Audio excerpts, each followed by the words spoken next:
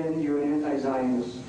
And in the end, you accept in Israel only because if you were to say the truth here, that you thought that Israel does not have a right to exist, they would boo you. So therefore you say it. But in your heart, you really believe that the Jews are thieves, have no right to come back, as you say, after 2,000 years, because of like the Indians, and so on.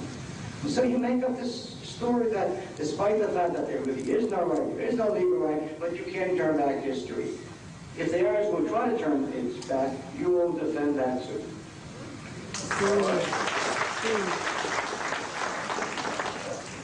Before we adjourn, I want to give expression to my own views about this debate, the debaters.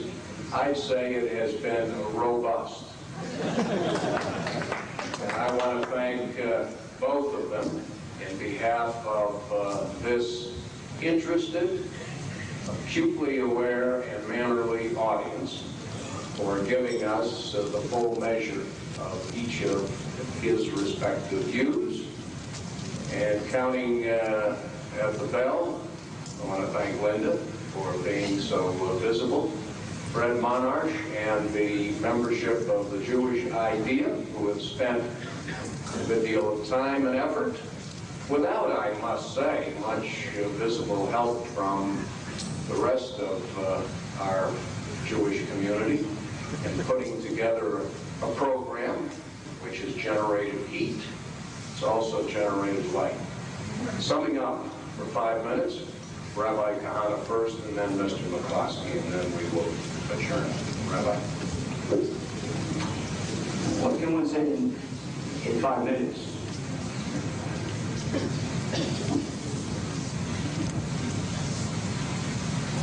The state of Israel came into being under a trauma of 2,000 years. The 2,000 years we suffered as a people that had no state. And when we came back, the Arabs in the country did not want to give us that country because they said it was theirs. And I understand it. I understand it. I understand that no Arab in Israel, not one, wants to live in a country which is called the Jewish state, which has a law of return that applies to Jews only. And that law was not passed by Meir Kahane. I know that there's not one Arab in Israel who enjoys singing his national anthem, Hatikva, with the words, Nefesh Yehudi Homiya, the soul of a Jew yearning. Not one Arab sings that song at the end with the crescendo, Hatikva Bashnot Albayim, the hope of 2,000 years. He does not break down in tears and say, how my grandparents waited for the Jews to come home. I know that not one Arab in Israel on Independence Day rushed out to celebrate his defeat. I know that the Arabs who live inside Israel hate Israel. I understand that. Because I have national pride, I can understand others who have national pride. And I know that you can't buy an Arab's pride by raising his living standards. Not by an indoor toilet does an Arab live. And when Jews say, when unfortunate Jewish leaders who are tiny and myopic dwarfs say, we came to Israel, found the desert, turned it into a garden. The Arab says, you're right, it was my desert, but now it's your garden. Every Arab in this room is saying to himself, he's right. So I know what they think, and I understand them. They're wrong, of course. It was both my desert and my garden, but I certainly won't change their minds. No. I certainly won't change their minds, and therefore I know that we are in a desperate struggle to survive. I have no peace plan, because I'm not a demagogue. Anyone who tells you that he has a peace plan is a demagogue. Of Of course I want peace. I want peace more than anyone sitting in this room, because I don't live in this room or in this city. I'm not a fool. We may have to be a garrison state for another 50 years or 100 years. I don't want love.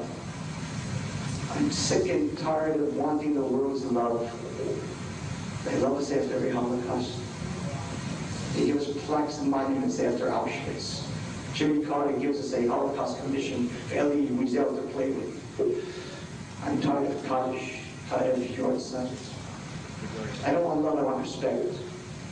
And I want to say quite clearly to my adversary and to all the adversaries there. Most Jews have a problem. Being the product of 2,000 years as a minority, it's hard to be normal. They are riddled with guilt. I have no guilt feelings. It is better to be a winner than to be a loser.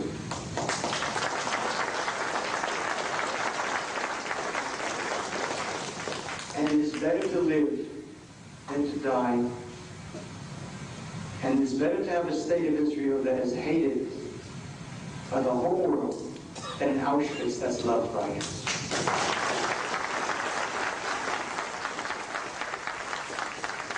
I want to say again, I don't hate Arabs, but I'm not prepared to allow Arabs to wipe out my country and my people.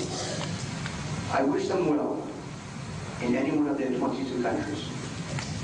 May they live and may they prosper. And let me live and let me prosper in my one little state.